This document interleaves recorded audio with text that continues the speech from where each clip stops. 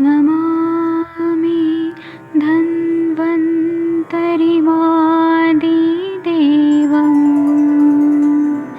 सुरासुरैर्वन्दितपादपद्मम् लोके जरामृत्युनाशम्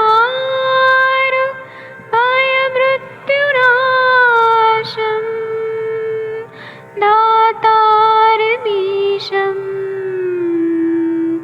विविधौषधीनां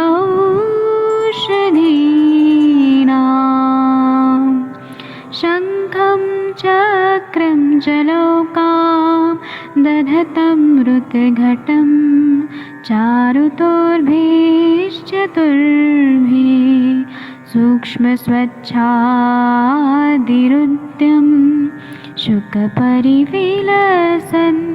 मौलिमं भोजनेत्रम् कालाम्बोदोज्ज्वलाङ्गं कटितटविलसत् चारुपीताम्बराढ्यं वन्दे धन्वन्तरिन्तं निखिलगदमिव प्रौढदावाग्निनीलम्।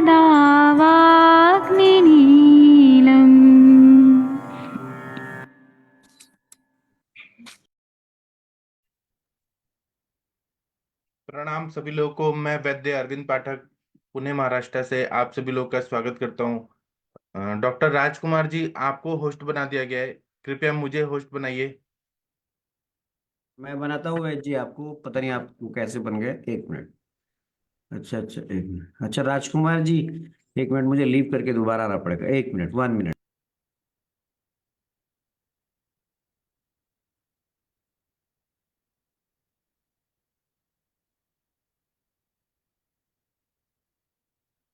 प्रणाम सभी लोगों को। मैं वैद्य अरविंद पाठक। सर आ रहे हैं अभी? आ जाइए आ जाइए, आप होस्ट हो गए हैं शायद। नहीं, आप ही हैं होस्ट। अच्छा एक मिनट एक मिनट, ये अब आप होस्ट हैं जी। हाँ सर जी। 12 नंबर का श्लोक जो है वो पढ़ना है, अभी आ रहे हैं। हाँ जी। पढ़ दो वैद्य जी। हाँ सर, आप ही पढ़िए। अक्षतैल द्रुतालेप कृष्ण सर्पोद्भवा मति मशी शिखिपित्तम तथा दग्धम हीबेरम वा तदाप्लुतम। काले सांप की राख को बैड़े के तेल में मिलाकर पतली करके लेप करें, मोर के पित्त का लेप करें, अथवा हीबेर को जलाकर बहेड़े के तेल में मिलाकर लेप करें। काले सांप को जलाने पर जब बहुत काला हो जाता है तब इसको मसी राख कहते हैं, और फिर अधिक जलाने से जब यह श्वेत हो जाता है तो इसको क्षार कहते हैं। डलहन ने ये बात लिखी है जी। जी। तो देखिए, आपने जो आचार्य लोग हैं कितने इंटेलिजेंट हैं कि दुनिया की हर चीज को यूज कर रहे हैं। अब जो सांप होता है अपना केचुली छोड़ता है, तो उसका जो केचुली है ना, उसको जला के उसकी राख जो है, बेहड़े का तेल जो है, बिभितक का तेल, उसमें मिलाकर लेप लगाना है क्षेत्र में। या मोर का मोर पक्षी है, आजकल तो बैन है क्योंकि नेशनल बर्ड है, तो उसका पित्त का लेप लगाना है। या हिरिब्रे वनस्पति है, उसको जलाकर बेहड़े के तेल में मिलाकर लेप लगाना है। इसमें ऐसे बोल रहे हैं, काले सांप को जलाने पर जब वो बहुत काला हो जाता है, इसको मशी राख कहते हैं। और फिर अधिक जलाने से वो सफेद हो जाता है, तब उसको राख शार कहते हैं। ऐसा डलहन जी ने सुश्रु संहिता के जो टीकाकार हैं उन्होंने कहा है। मतलब थोड़ा जलाया तो काला होगा, मशी राख, और बहुत और जलाया हीट दिया तो वो शार बन जाएगा सफेद रंग का, ऐसा बताया। और ये इसका जो मज्जा है, मेद है ना, वो अंजन बनाने के लिए भी यूज होता था, जो कैटरेक्ट और ग्लाउकोमा में यूज होता था। मुझे कुछ बात करनी है, पहले ये टीका पढ़ देते हैं फिर मैं बताऊंगा कुछ बात। नेहा मैम, आप पढ़ेंगी? Yes sir. सर कौन सा 12 नंबर? 12 नंबर का नीचे। सर ये अक्षतैल। हाँ सर, अक्षतैल द्रुता लेपः कृष्ण सर्पोद्भवा मशी शिखी पित्तम तथा दग्धम ही बेरम व तद आप्लुतम। कृष्ण सर्पजा मसी अक्षतेलेन द्रुता लेप मयूर पित्तम च लेप पूर्व गुण अथवा ही बेर दग्ध तेन अक्षतेलेन आलेपित आलेप आलोड़ित। आलेपड़ित आलोड़ित, आलोड़ित, लेपस लेपः तद्वत। तद्वत। हाँ, हाँ, उस इसमें तरह से ऐसे बोल लेप रहे हैं कि करना है। कृष्ण सर्पजा मशी, जो काला सांप है उसको जलाया हुआ जो राख है, मशी है, उसको अक्ष तेल, अक्ष तेल मतलब बेहड़े का तेल में मिक्स करके लेप लगाना है। मयूर पित्तम, मोर का पित्त है, उसका लेप भी लगाना है तो उससे भी फायदा होता है। अथवा हृबेर दग्ध तेन, हृबेर नाम का वनस्पति है, उसको जला के अक्ष तेल आड़ोदित, मतलब जो बेहड़े का तेल है उसमें आलोडित करके लेप लगाने से फायदा होता है। मुझे आप लोगों से एक बात कहनी है। लोग मुझे फोन करके बोलते हैं कि आप हमारे गुरु हैं, हमारा प्रैक्टिस कैसे बढ़े, हमारे पास पैसा कैसे आए वो बताइए, पेशेंट नहीं आ रहे हैं अभी, तो मंत्र दीजिए, है ना। तो मंत्र मैंने दे दिया कि वैभव लक्ष्मी माता का मंत्र है, लेकिन सुबह टीका पढ़ने नहीं आएंगे, पढ़ाई वढ़ाई में मन नहीं है, लेकिन मंत्र चला दो तो लक्ष्मी माता आएंगी। ये बात मुझे, फिर ऐसे रहे तो फिर पूरी दुनिया में केवल मंत्र चलाते रहो, मेहनत मत करो और लक्ष्मी माता आ जाएंगी। भगवान ऐसे करते हैं क्या कि केवल मंत्र चलाने से आते हैं? पढ़ाई वढ़ाई नहीं करना है, पेशेंट नहीं देखना है, कोई बात नहीं। अभी हम आगे पढ़ेंगे। कौन पढ़ना चाहेगा? वीना मैम आप पढ़ेंगी?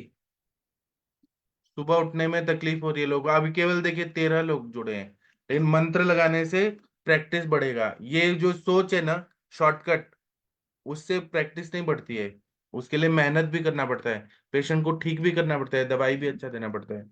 भगवान उसी को शान देते हैं जब आप मेहनत करते हैं तब। चलिए पढ़िए ये कुणवो अवल कुछ। वीणा मैम आप पढ़िए। कुडवो अवलगुज बीज अद्धारिताल चतुर्थ भाग सम्मिश्रम मूत्रेण गवां पिष्ठः सवर्णकरणं दरम श्वित्रे। जी। अर्थ पढ़ती हूँ उसका। जी।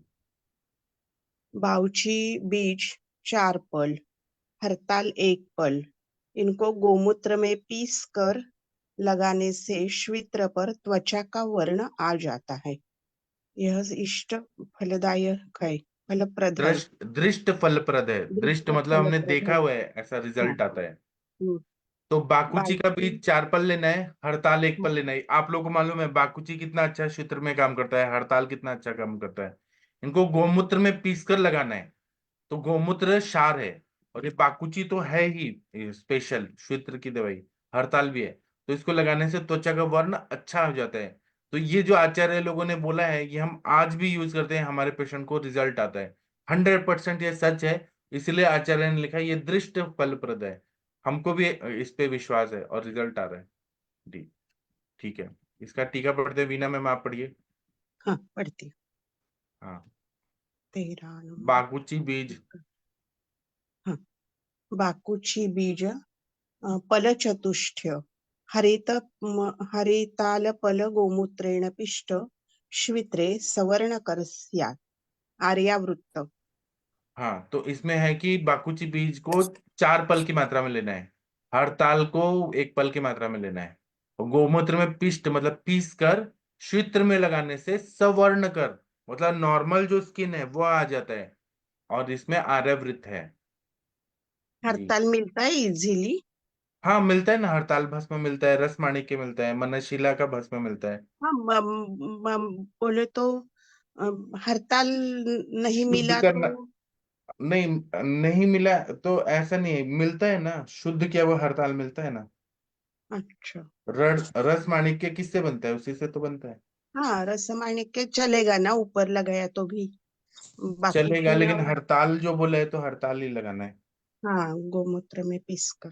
ओके। जी। सर मैं एक बात बताना चाहती हूँ ना। हाँ जी सर मैम। एक क्षेत्र का पेशेंट है, तो सर उसमें मैंने ये दिया हुआ है, अभी 2 दिन हो गए उनको लगाते हुए। सर मैं बाकुची बीज ले आई थी, उसको मैंने 7 दिन तक का गोमूत्र में भिगो के रखा। हाँ जी। और सर उसका गोमूत्र बदल देते थे 2 दिन भिगा करके। और 7 दिन करने के बाद हड़ताल 100 ग्राम लिया सर ये बाकुची बीज, और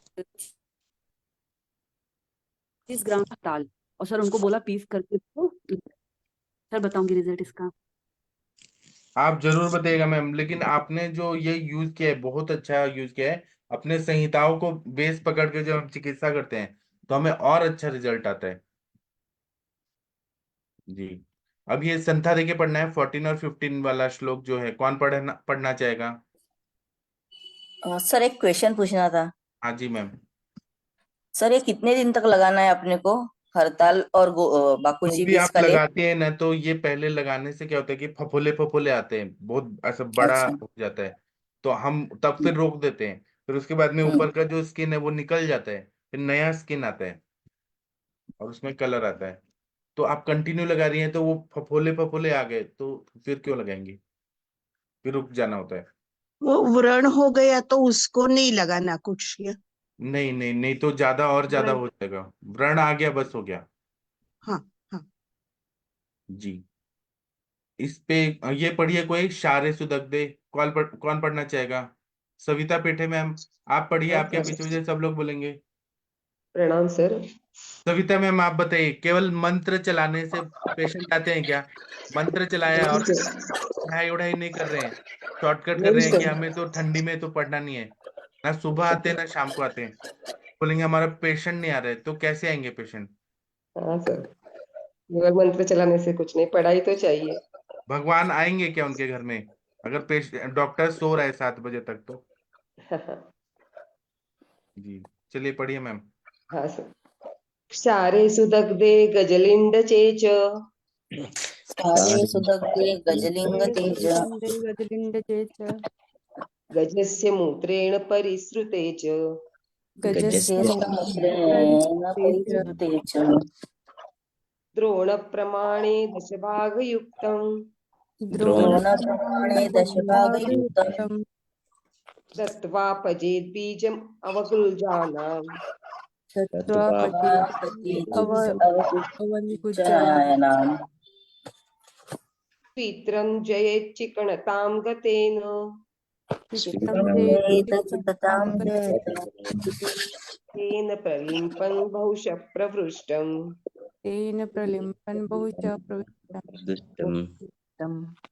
कुष्ठं वशं वा तिलकालकं वा पुष्टं वशं वा तिलकालकं वा यद्वा व्रणे स्यात् अधिमांसजातम् यद्वा व्रणे स्याद् अधिमांसजातम् हाथी की पुरीश को भली प्रकार जलाकर बनाए क्षार को हाथी के एक द्रोण मूत्र में घोलकर बहुत बार नितार लेवे। इसमें 10वां भाग बाउची का चूर्ण मिलाकर पकाए। पकाते पकाते जब वो चिकना हो जाए तब श्वित्र को घिस कर इसका लेप करे।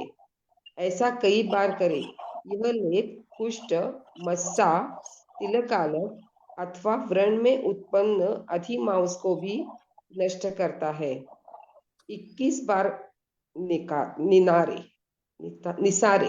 नितारे, नितारे मतलब उसमें डाल के घोल के फिर निकालना है, फिर डालना है, फिर घोलना है, ऐसे।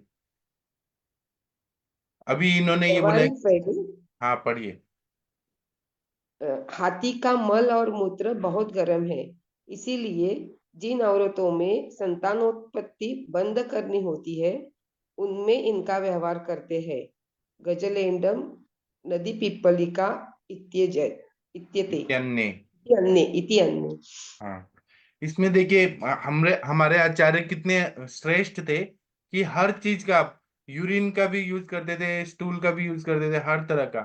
तो हाथी की पुरिश को भली प्रकार जलाना है, उसका राख बनाना है, और वो राख को, वो जो इतना जलाना है कि मतलब वो सफेद टाइप का हो जाए।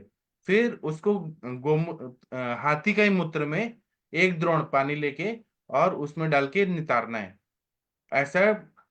और इसमें 10वां भाग बाकुची का चूर्ण मिला देना है और फिर पकाना है। पकाते पकाते ये बन जाता है, ऐसा बहुत बार करना है। तो ये लेप जो है कुष्ठम, मस्सा, तिलकालक और व्रण में उत्पन्न अधिमास को नष्ट करता है। 21 बार इसको ऐसा करना है। ये मल और मूत्र बहुत गर्म होता है, उष्ण वीर्यात्मक होता है, तो संतानोत्पत्ति बंद करनी होती है। पहले के जमाने में ऑपरेशन नहीं होता था ना, ट्यूबेक्टोमी नहीं होता था, तो ये खाने को देते थे, तो वो देने से शायद ट्यूब ब्लॉक हो जाता था, बंद हो जाता था। जी, इसका ये पढ़िए। हाँ। गजपुरीषजे क्षारे सुदग्धे द्रोणप्रमाणे यथा प्रमाण गजस्य मूत्रेण क्षार विधिना परिश्रुतेस्मिन् वाकुचि बीज दत्वा पचेत्।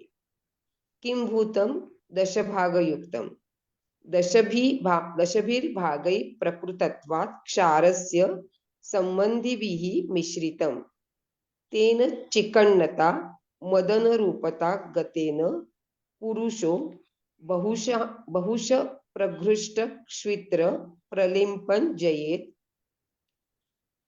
कुष्ठादिश्च अधिमासरूपतो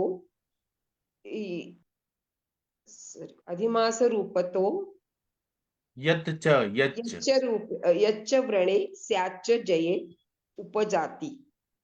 हाँ, इसमें है कि गज पुरुष जे शारे, जो हाथी का जो पुरुष है उसको जला के जो शार मिलता है, अगर थोड़ा जलाते हैं तो क्या मिलता है, मच्छी मिलता है, और जलाते हैं तो क्या मिलता है, शार मिलता है। उसको डायरेक्ट नहीं यूज करना है, उसको एक द्रोण गज के ही मूत्र, एलिफेंट का जो यूरिन है उसमें डाल के क्षार विधि से बनाना है, और फिर बाकुची बीज को डाल के उसको पकाना है। तो बोले किस तरह से, कितना मात्रा में, किम्बुतम, तो बोले 10 भाग डालना है, बाकुची बीज को 1/10 भाग डालना है। 10वीं भागे प्रकृतित्व क्षार से समुद्र भी मिश्रितम, तो ये डालना है। और फिर ऐसे बोल रहे हैं कि तेन चिकणता मदन रूपता गत्तेन पुरुषो बहुष श्वेत पंजेत कुष्ठादिश, मतलब ये जब हम लगाते हैं और घिसना है तो ये श्वित्र जो है और कुष्ठ आदि, कुष्ठ है, मशक है मतलब मस्सा है, तिल कालक, तिल तिल आ गए, व्रण हो गए, वो सब अधिमास हो गए, मांस पे मांस आ गए, जो केलॉइड्स है वो सब में इसका बहुत अच्छा फायदा होता है। अधिमास रूप तो यच्च व्रण स्यातच्च जयत। केलॉइड्स की ट्रीटमेंट देखिए यहाँ पर बताइए, हाथी तो कहीं पर भी मिल जाएगा आप लोगों को, तो इसका प्रयोग करने से ये केलॉइड्स ठीक होता है, केलॉइड्स का व्रण, उपजाति वृत्ति से ये लिखा हुआ है श्लोक। श्वित्रनाशक भल्लातक आदि तेल, बहुत सारे ऑप्शन बता के अपने आचार्यों ने लिख के गए हैं। इस पे कौन पढ़ना चाहेगा? विनीता चौहान मैम संथा देके पढ़ेंगी? जी सर, प्रणाम सर। भल्लातकम द्वीपि सुधारकमूलम बोलिए सब लोग मैम के पीछे पीछे। भल्लातकं द्वीपि सुधारकमूलम् गुञ्जाफलं त्र्युष्णशङ्खचूर्णम् भूषणशङ्खचूर्णम् तुत्थं सकुष्टं लवणानि पञ्चम शुद्धं सकुष्टं लवणानि पञ्च क्षारं द्वयं लाङ्गलिकां च पक्त्वा क्षारद्वयं लाङ्गलिकां च पक्त्वा स्नुगर्कदुग्धे घनमायसस्थं स्नुकर्कदुग्धे घनमाय संस्थम् शलाकया तद्विदधीतलेपम् शलाकलेपम् पुष्टे किलाशे तिलकालकेषु कालकेषु मशेषु दुर्नामसु चर्मकीले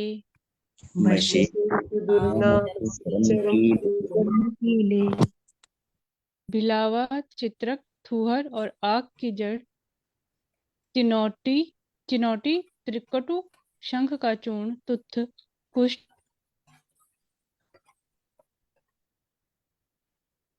क्या हुआ? और आग के दूध में पकाकर लोह के पात्र में रख देवें। इसको शलाका से श्वित्र पर लगाएं।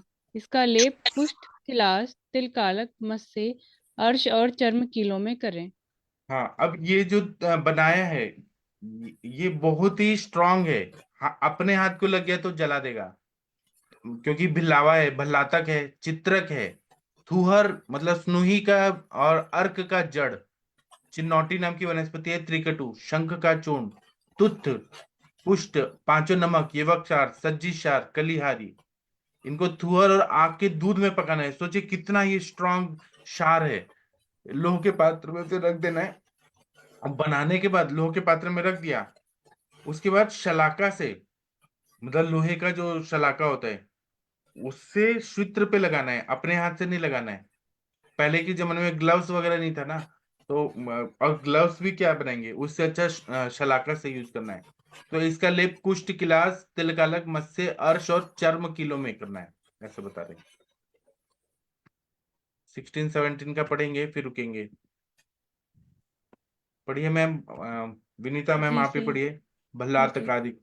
भल्लकात्तकादि स्नुक अर्कयो दुग्धे पक्त्वा घनमायस पात्रे स्थित तत् एतत् शलाकया लेप कुष्ठादिषु विदधीत इंद्र वज्रयोपजाति। जी, अभी देखिए, भल्लातक आदि लेना है, नुही और अर्क के दूध में पकाना है। फिर आयस पात्रे, वो गाढ़ा हो जाएगा ना, तो जो लोहे का पात्र होता है उसमें डाल देना है।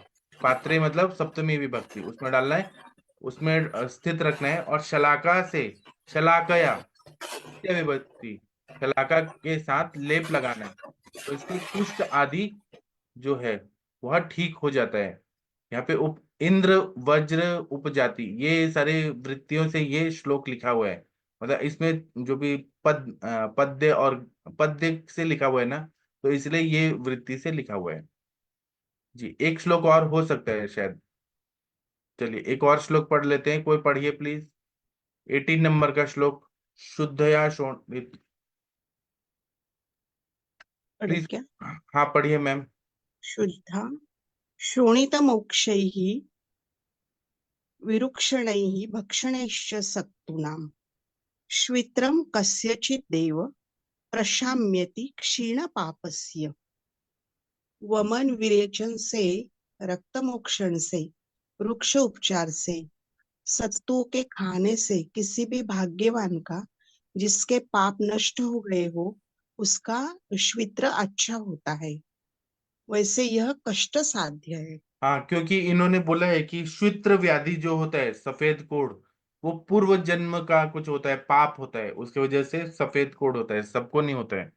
तो जिसके पाप नष्ट हो गए हैं, भाग्यवान है, तो हम जब चिकित्सा कर रहे हैं, वमन दे रहे हैं, विरेचन दे रहे हैं, रक्त मोक्षण कर रहे हैं, वृक्ष उपचार कर रहे हैं, सत्तू का खाने के लिए दे रहे हैं, तो ये ठीक हो जाता है। लेकिन जिसका पाप है, जिसको भोगना है, तो ये दवाइयां फेल हो जाती हैं। इन्होंने हमें ये बता दिया है। तो आप हर पेशेंट को नहीं बोल सकते हैं, दुनिया के क्षेत्र के हर पेशेंट को, कि हम सबको ठीक ही कर देंगे। इससे हमें ये भी लेना चाहिए कि ये एक हमें इंडिकेट कर रहे हैं कि आप सभी को नहीं ठीक कर सकते हो, दुनिया में हर बीमारी को आप नहीं ठीक कर सकते हो। जो ठीक होना चाहता है, जिसका टाइम आ गया ठीक होने का, स्वस्थ होने, वो आपके हाथ से ठीक होगा। इसको ध्यान में रखना चाहिए। हम परमात्मा नहीं है, हम वैद्य हैं, तो हमारा एक लिमिटेशन है, ऐसे बताएं। जी, अभी हम इसको 18 नंबर का श्लोक है, उसकी टीका पढ़िए। श्वित शुद्ध्या। श्वित्र हाँ कस्याचित् नरस्य क्षीणकल्पस्य कल्पमस्य शुद्धिभिः शाम्यति। आर्यावृत्त इति श्वित्र चिकित्सा। अस्मादनन्तरं कृमिचिकित्सितं व्याख्यायते। चिकित्सा सामान्य।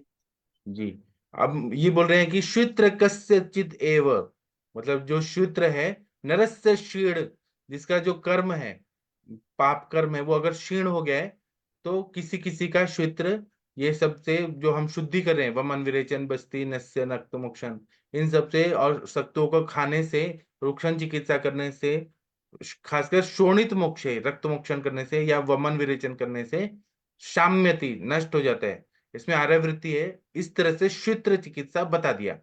अस्माद अनंतरम, इसके बाद में कृमि चिकित्सा बताएंगे।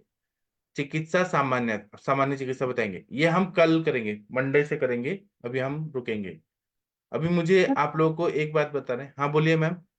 सर एक मेरी क्वेरी है। एक्चुअली जो पेशेंट को मैंने ये बाकुची और हड़ताल का लेप लगाने को दिया है सर, वो पेशेंट नैनीताल में है।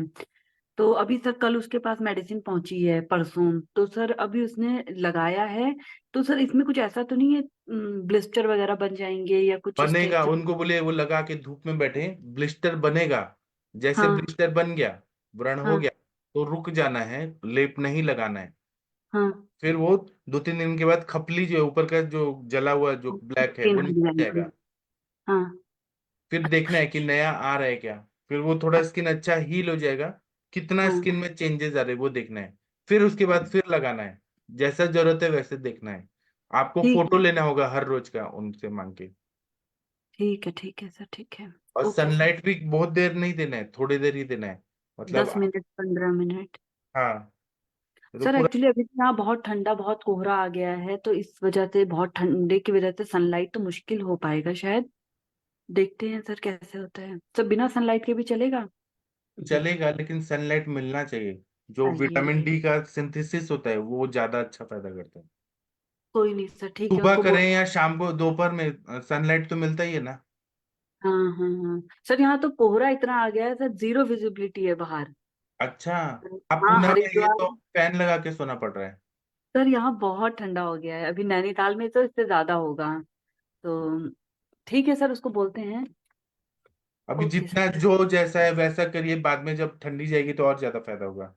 लेकिन ओ, ठंडियों में लेप लगाने से उतना फायदा नहीं होता है जितना हाँ सनलाइट हाँ, लगाने से फायदा होता है। सन- कोई नहीं सर, ठीक है, वो भी कर लेंगे। लेकिन अभी स्टार्ट करा देते हैं सर। अभी मैंने उनको ज्यादा पोर्शन में क्षेत्र है, तो क्योंकि मैंने कहा ये थोड़ा लेप लगाएंगे वो भी तो जाने के बाद उतनी उष्णता नहीं मिलेगी ना। आप लेकिन कोशिश करते रहिए, तो जब हाँ, जैसे गर्मी आएंगी तो जल्दी इफेक्ट आएगा। Okay sir, okay, thank you sir. हाँ।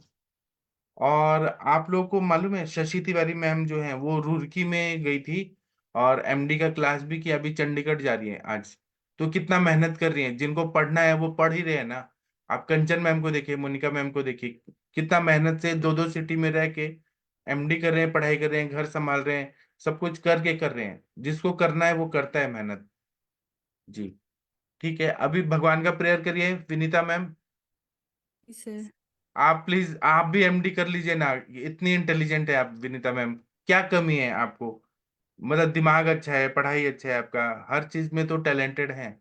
और आपके पास तो इतने सारे कॉलेजेस हैं उत्तराखंड में, 16-17 कॉलेज तो आसपास ही हैं आपके, आराम से हो जी सर, जाएगा। ट्राई करूंगी सर। जी।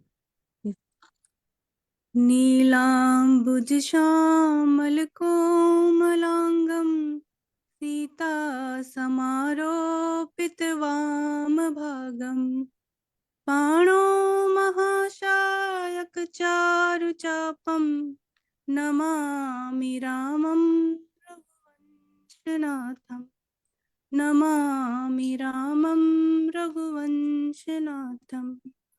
प्रणाम सभी लोगों को, सभी का दिन शुभ हो। जी, इसका अर्थ तो बता दीजिए जो आपने बोला। जी सर। नीलाम्बुज श्यामल मतलब जिनके नीले कमल के समान, कमल के समान नीले जिनके कोमल अंग हैं। सीता समारोपित हुआ मतलब सीता जिनके बाएं भाग में समारोपित मतलब बैठी हुई हैं। पाणो महासायक चारु चापम। पाणो मतलब हाथ में जिनके बाण और धनुष है। नमामि रामम उस रघुवंश कुल के राम को मैं नमन करती हूँ या नमन करता हूँ। बहुत बढ़िया मैम, थैंक यू मैम। अब हम शाम को मिलेंगे 7 बजे। कल 31 तारीख है, हमारे साल का एंड है अंग्रेजी तिथि के हिसाब से। तब भी हम कल भी पढ़ाई करेंगे। ठीक है, लेकिन हम सुबह नहीं पढ़ेंगे, दोपहर में 11 बजे पढ़ेंगे। ठीक है, थैंक यू, प्रणाम सभी लोग को। प्रणाम।